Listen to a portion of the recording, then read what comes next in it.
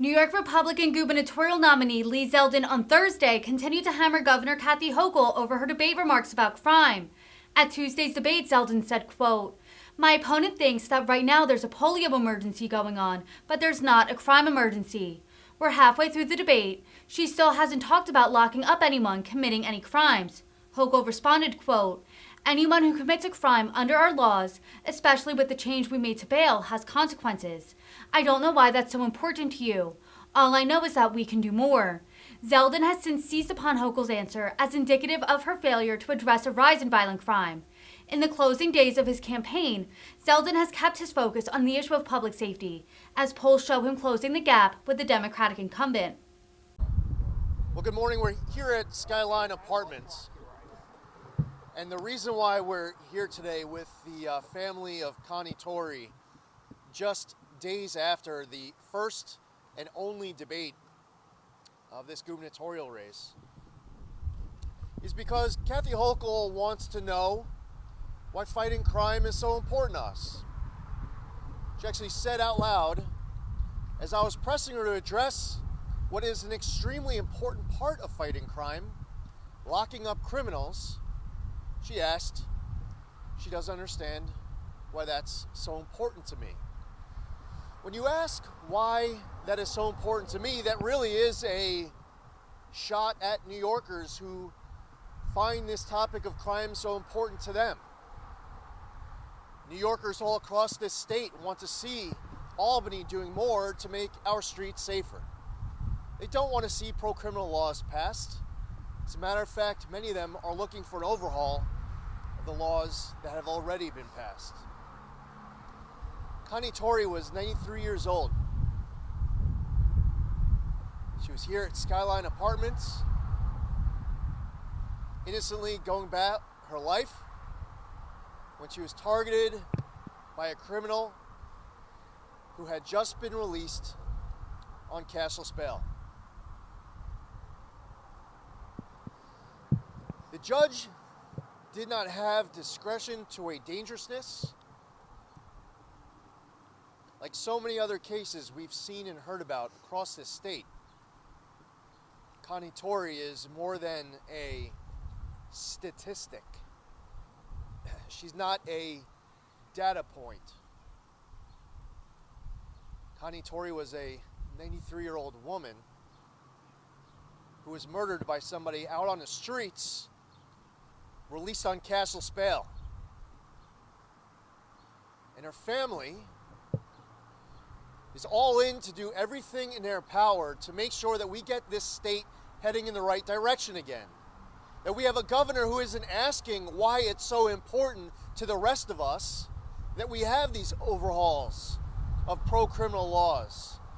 Why it's so important to the rest of us that criminals are locked up, that district attorneys prosecute, that our law enforcement is best supported.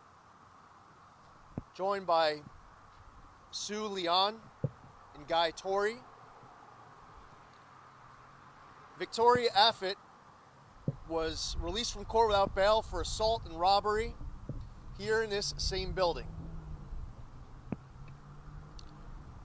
She had arrests from March, April, May, June, July, August, and October of 2020.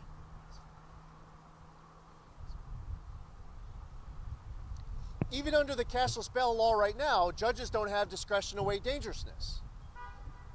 Now, Kathy Hochul's spin, in addition to some of her other lame attempts to try to spin reality here, is that she says judges never had the discretion to weigh dangerousness. Interesting spin. There was no cashless bail. Does she really think that New Yorkers are that dumb? They're far smarter than she is giving them credit for.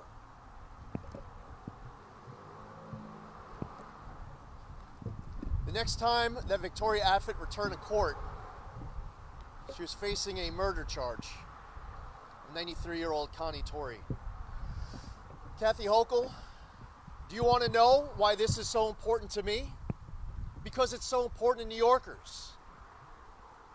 It's important to me.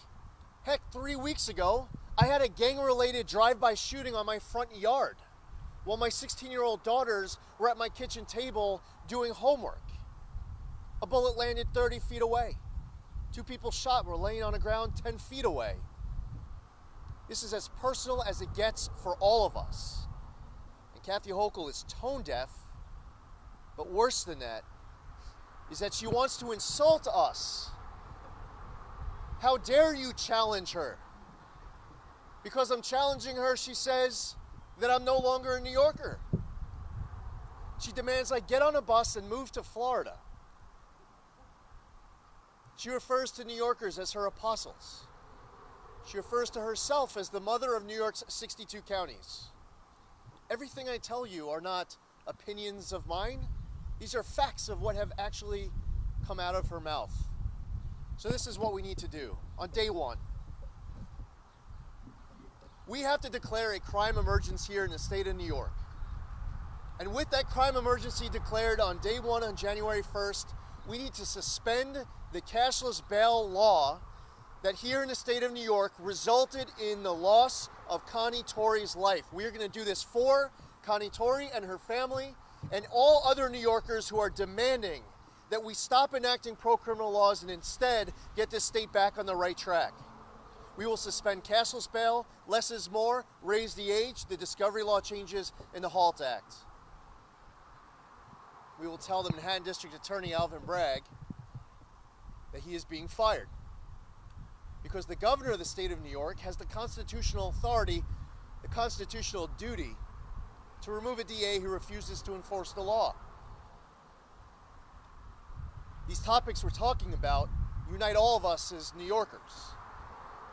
Whether you live in Syracuse, Buffalo, Rochester, whether you're a dad visiting your kid for Parents' Weekend at Marist College, you're inside of New York City, you might be afraid to ride the New York City subway.